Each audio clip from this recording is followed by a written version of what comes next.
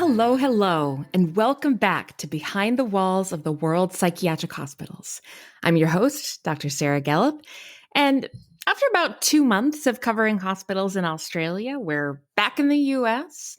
And not only are we back in the US, but we're back at a hospital that I'm familiar with. So that should be extra fun. And I want to give a little bit of background information on how I arrived at this hospital. So bear with me. It's story time.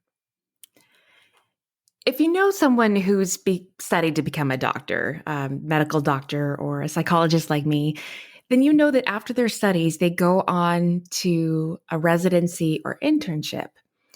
And the process of getting that residency is complicated and very stressful. You don't just apply and the program accepts you or doesn't accept you like you would like for any other job. You apply to multiple sites, interview at the sites that offer you an interview, and then the applicant ranks each site in order of preference, and the sites rank each applicant in order of their preference. And it goes through some sort of algorithm that nobody seems to understand and matches applicants to a site, and you go to that site. So even though, say, you're just dying to go to such and such site, you may end up getting placed somewhere else. And there's always a chance that you may not match anywhere, which is an additional stressor. So going through the match process was easily the most stressful academic event of my life. One of the most challenging parts for me is that I'm from Oregon, and I never intended to leave Oregon. But all of my sites were out of state. So that was an additional stressor. So choosing a place where I'd be happy to live for at least a year. So in the span of about 3 weeks, I interviewed at 8 state hospitals and prisons around the US. I tried to spend an extra day or so at each location just to sort of get a feel for the place in case I ended up moving there. But I was constantly getting on an airplane, constantly packing my suitcase again, and constantly navigating the rental car situation in a new place. It was kind of fun, but it was also very exhausting for an introvert like me. I ended up traveling to Utah, Missouri, Minnesota, California 3 times, and Washington, D.C. By the end of the 3 weeks, I was worn down, exhausted, and getting sick. I had one more interview to do, this time in Napa. I'd actually visited Napa Valley the week before interviewing at a prison in Vacaville, and I'd been able to do some wine tasting in the Napa area. But because I was so sick and had already done the tourist thing in Napa, I was really close to canceling that final interview. It wasn't my top site, and I felt too tired to keep going. But I decided to make it a quick overnight trip, and I went anyway. I wish I could have recorded my interview that day. I was sniffling and coughing. I had no filter to my responses to the interview questions, but I was like, who cares? I just wanted to go home. And after the interview, I sort of giggled to myself and thought, those poor interviewers, they just got the most raw and unedited version of myself. I mean, usually intern applicants are polished and nervous, but I must have exuded some sort of unencumbered confidence that day. And perhaps the worst part of the match process is that you have to wait 2 agonizing weeks after submitting your ranks before you find out which site you matched with. And the email about A, whether or not you matched at all, and B, which site you matched with, arrives at 4:30 in the morning.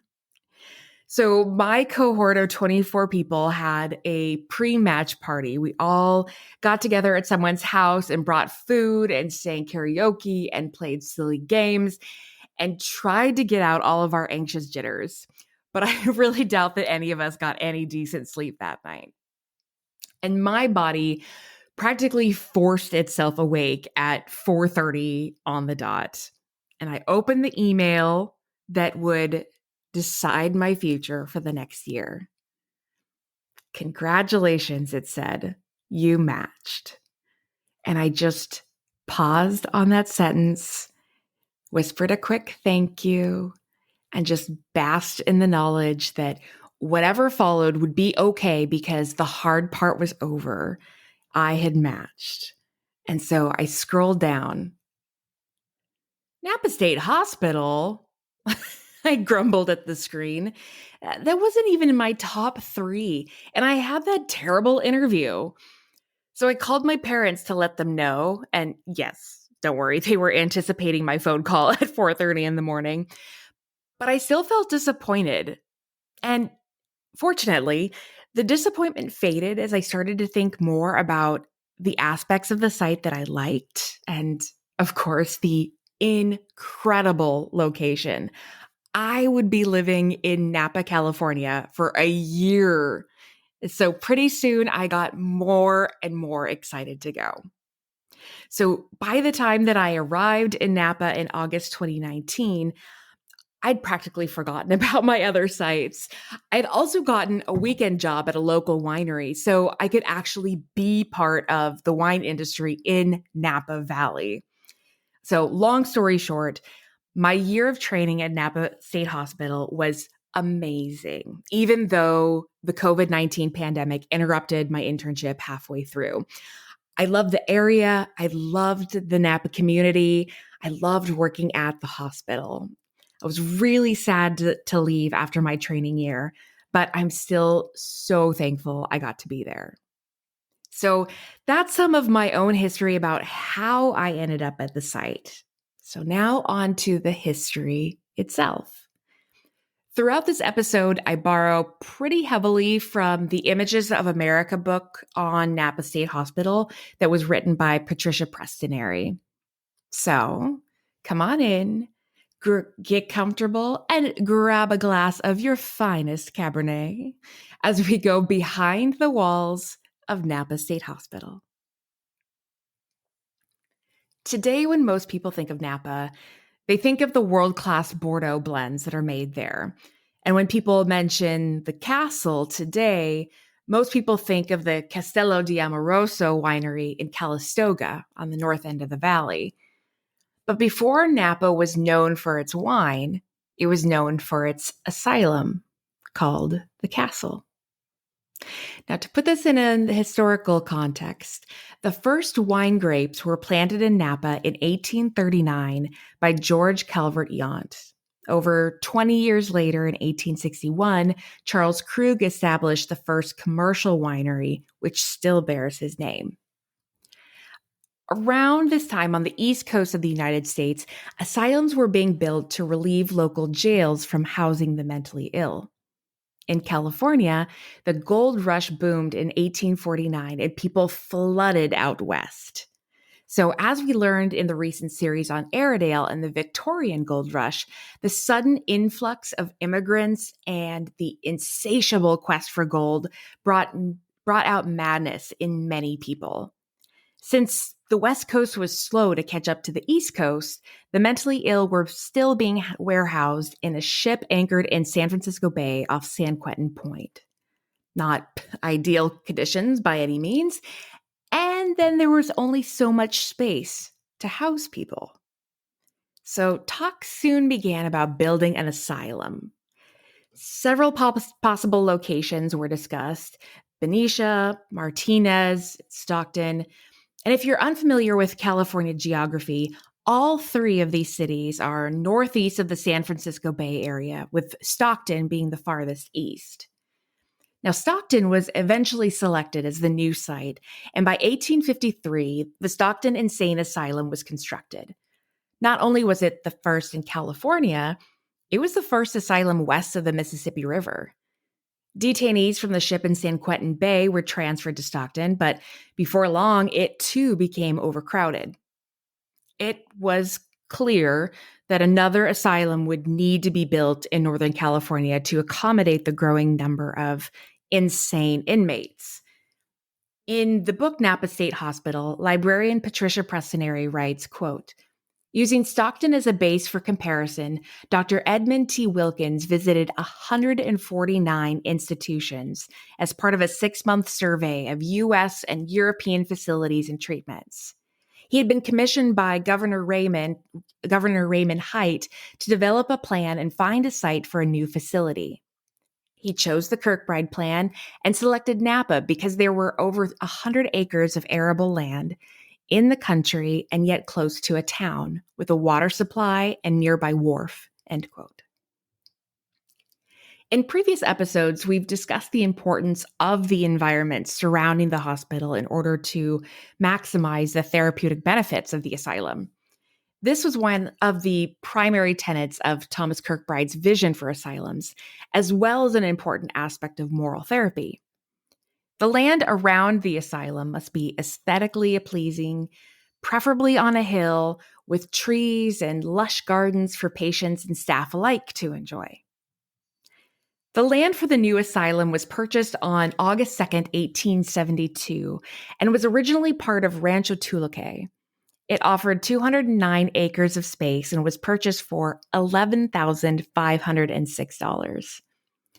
A board of directors was formed in the following month in September 1872 to discuss the potential design of the new asylum, given their budget of $600,000. Now, amazingly compared to today, they quickly settled on a design and construction began only 2 months later in October 1872. I cannot imagine that happening today, for better and for worse. Property being purchased in August and construction beginning in October, it wouldn't happen. But just like today, construction was tedious and slow and stopped several times due to the lack of funds and arguments with the state legislature in Sacramento. The main battle focused on the extravagance of the building and its cost. What was originally slated to have a $600,000 budget ended up costing the state $1.75 million. Now, oddly enough, the building they ended up with, called the Castle, was touted as the finest building in the state. Nice enough to house millionaires, but intended for the indigent and insane. The castle was built using stones quarried from the property. About 10 million bricks were used in its construction. It was a massive structure, built in the Romantic Gothic style, a mile in circumference and 3 to 5 stories high, with 7 fireproof towers.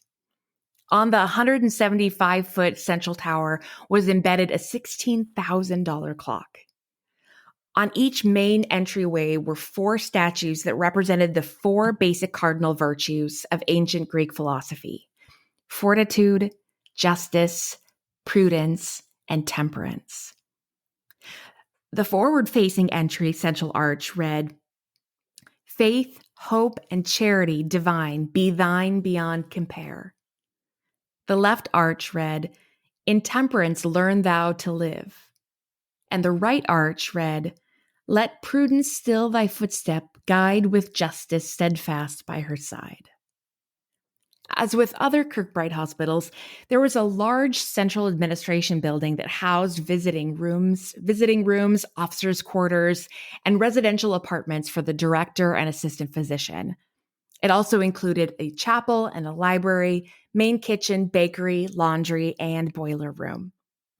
Like other Kirkbride buildings, there were 2 identical L-shaped wings on either side of the central administration building, one for men, one for women. They had single sleeping rooms, a dining room, and a central living room with a glass-enclosed fireplace to make it feel more homey. Both the men's side of the hospital and the women's side of the hospital had large courtyards where patients could exercise and get fresh air. The driving mission of the asylum was ambitious. It hoped to, quote, "cure mental illness and prepare patients for the rigors of daily life," end quote. Now, remember, at this point of the 19th century, the medical field was overly optimistic about its ability to manage mental illness. It was something they believed they could be cured with the right treatment and atmosphere. And to a certain extent, at least, that can help. although it cannot entirely cure someone of their disorder. The first superintendent of Napa Insane Asylum was Dr. Edwin Bentley of San Francisco. He was appointed on October 18th, 1874, a little over a year before patients would arrive there. He would end up staying until after the Stockton patients transferred. His successor, Dr. E.T. Wilkins, arrived in March 1876. Dr. Wilkins was one of the two physicians to consult with the board of directors even prior to the construction of the castle, so he had been familiar with the project since its beginning. Dr. Wilkins would end up serving as superintendent for 15 years until 1891. He was a widely respected administrator and physician, and was instrumental for establishing a system of lakes and reservoirs for adequate water supply, for development of farmland, for encouraging positive community relationships, and for beautifying the grounds. The first inmate arrived at Napa Insane Asylum on Monday, November 15th, 1875. All we know about this person is that they were an alcoholic from San Francisco. In fact, many of the first inmates at Napa struggled with alcoholism or were otherwise unhoused. In January 1876, about 60 patients were transferred from the Stockton Insane Asylum to Napa in order to alleviate some of their overcrowding. The castle in Napa was built to accommodate 640 inmates as they were known, although they would quickly exceed their capacity. Only a few years later, in 1880, the number of patients housed at the asylum had grown so significantly that Dr. Wilkins requested funds from the state to convert the attic areas into patient wards. You know, there's a problem when you outgrow your facilities only 5 years after opening. And, of course, the problem would only continue to escalate.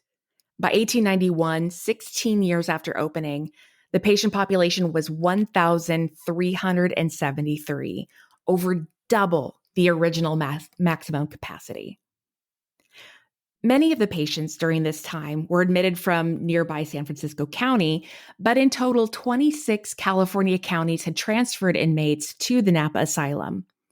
Common reasons for admission included business troubles, childbirth, use of opium, typhoid fever, sunstroke, spiritualism, paralysis, overwork, jealousy, heredity, grief, epilepsy, domestic trouble, disappointment in love, loss in mining stocks, masturbation, sensational reading, syphilis, and excessive study. Now, obviously, this is a problematic list. Some of these so-called reasons for admission are quite normal stressors or medical conditions that many of us have experienced. I got to turn my excessive study habit into a doctoral degree, whereas 150 years ago, I may have been institutionalized for it. It's an interesting thought. Now, during this time, there was a lot the asylum was doing well. They had a number of recreational and vocational opportunities the patients could participate in to help manage their symptoms and work toward recovery. There was a farm and vegetable garden where patients worked and cultivated produce and dairy products. And according to Patricia Prestinary, quote, by 1883, patient labor produced 116,000 pounds of cabbage, 25,000 gallons of milk, 17,000 pounds of port, 7,000 pounds of potatoes, 1,670 pounds of horseradish, 12,000 pounds of lettuce, 20,000 pounds of grapes, 33,000 pounds of turnips, and 18,000 pounds of beets. Surplus fruits and vegetables were canned on site and sent out to other state hospitals, end quote.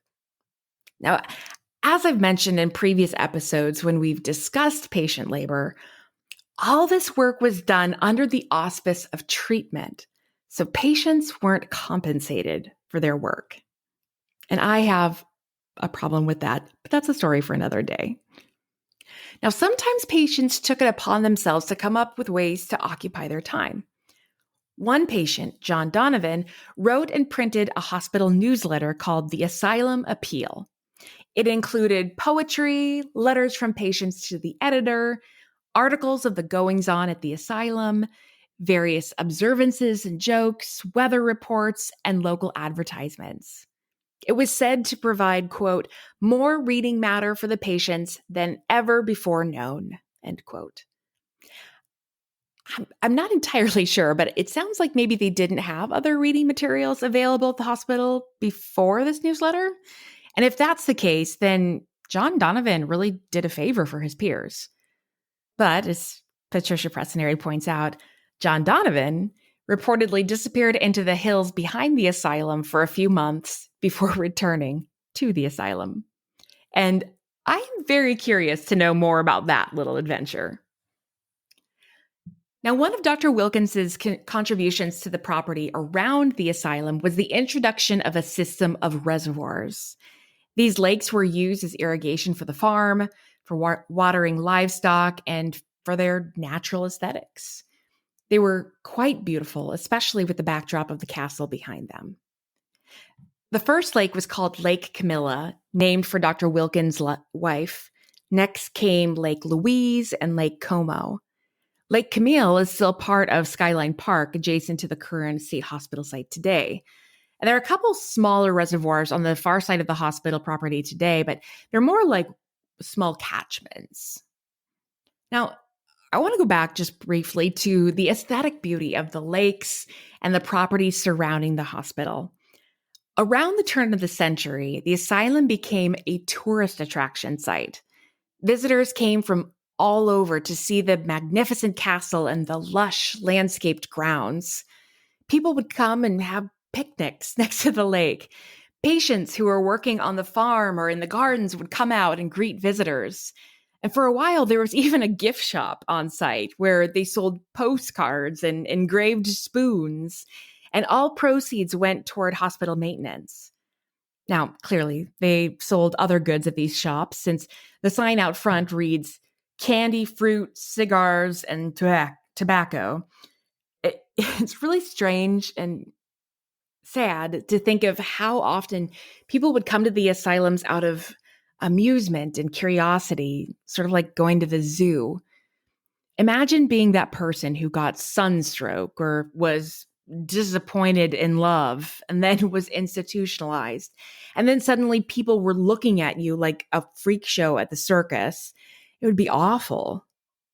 Now, early on, around 1890, you may be wondering how people got to the asylum to visit. Well, it would be quite a trek. Visitors would often travel by ferry and then walk or ride a horse or take a wagon 3 miles north to reach the asylum. And if they had their picnic basket in tow, they would have their hands full. And still, this didn't seem to deter visitors. By 1891, as I mentioned earlier, the asylum had reached 1,373 patients, over twice the original maximum capacity. Dr. A.M. Gardner replaced Dr. Wilkins as superintendent of the asylum. His tenure was marked by growth and expansion. By 1898, several large cottages were constructed along Magnolia Drive, the entrance to the asylum. The intent was to build these residences outside the asylum itself and convert the original staff residences into patient wards to accommodate the overcrowding. An architect from Napa, Luther Turton, designed the 18-room Queen Anne residence that would become the superintendent's living quarters. Each superintendent lived in that residence until 1920. Afterward, it became a residence for professional staff. The large residences are still on the property today, and they were used for various departments until a 6.0 earthquake in 2017 caused significant damage to those buildings. They were all roped off when I was there in 2019, but by 2020, right before I left, renovations had started on the old buildings again. Now, staffing at the asylum was a challenge. Patricia Prestinary points out that, quote, the staff was composed of 88 employees, including 1 resident physician, 2 assistant physicians, 1 secretary, 1 steward, one male and one female supervisor, one matron, one dispenser, 4 cooks, one laundryman, 3 laundresses, one needlewoman, and 40 male and 30 female attendants, end quote. And this information absolutely boggles my mind. Even if we very conservatively estimated the number of patients to be 640, the original max capacity, that would be 1 staff member for every 7 patients. And not all of those staff members that I just listed would have had direct contact with patients every day. And if we looked at that population number from 1891 of 1,373, that would mean 1 staff member for every 15 to 16 patients. And so just to give kind of a point of reference today, the state hospitals where I've worked with operate with an approximate ratio of about 1.5 to 2 staff members per 1 patient. Now, again, not everyone has direct contact with patients. Most of those staff members are administration and support, but they are also essential to having the hospital run effectively. But the point is that I don't know how these old asylums even survived day to day. When I think about the vast number of patients, as well as the range of reasons that brought them to the asylum, some psychiatric, some medical, some complete nonsense, when I think about the limited staffing and no psychiatric medications yet, I am, simultaneously impressed and horrified.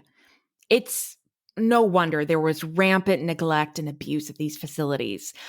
I don't doubt that many staff members wanted to give good patient care, but I can't imagine that circumstances allowed them to be as effective as they wanted to be. But I digress. I found it interesting that the Napa State Hospital book examined the reasons why people were drawn to this job.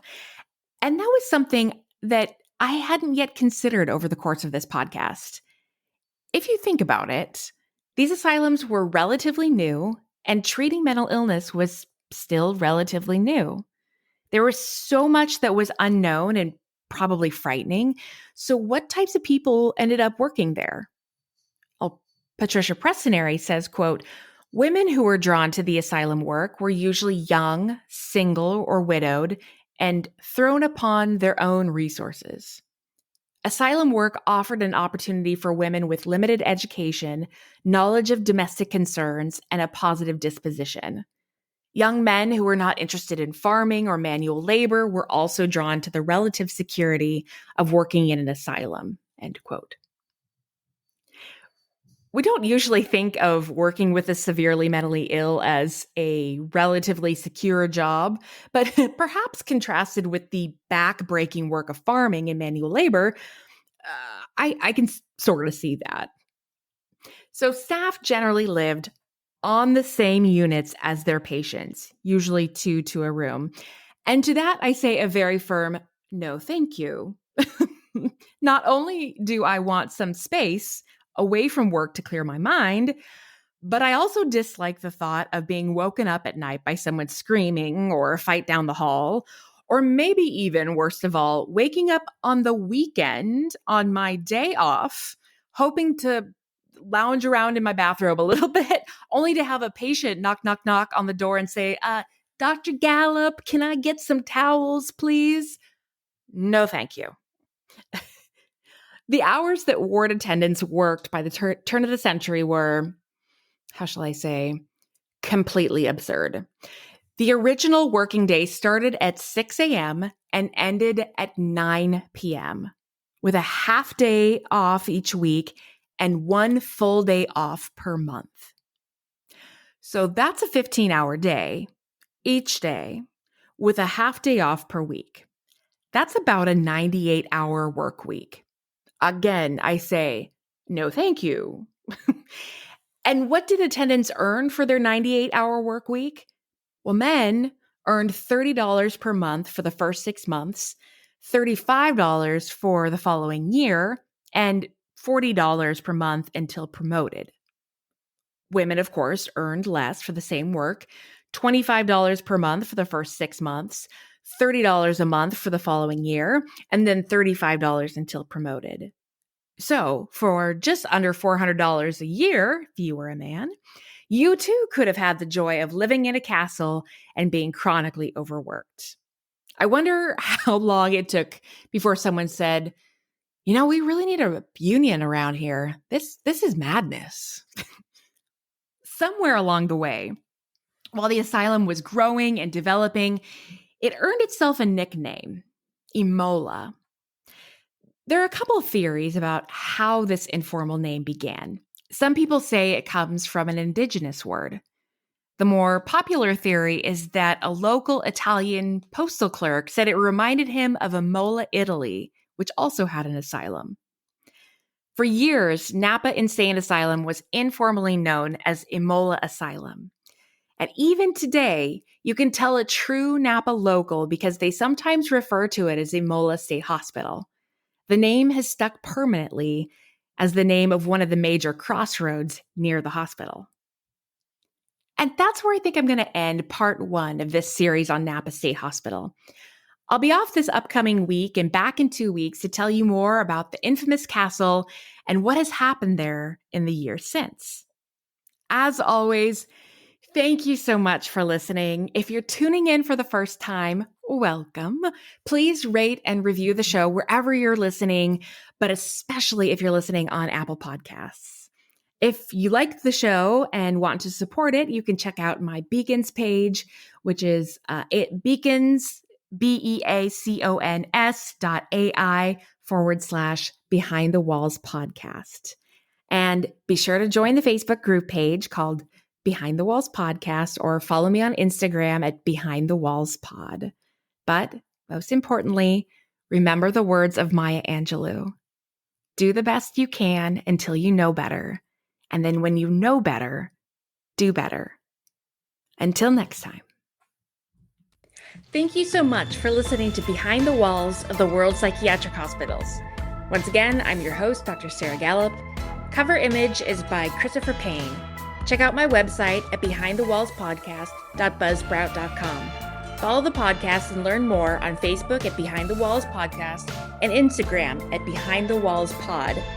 For questions or recommendations, email me at behindthewallspodcast@gmail.com.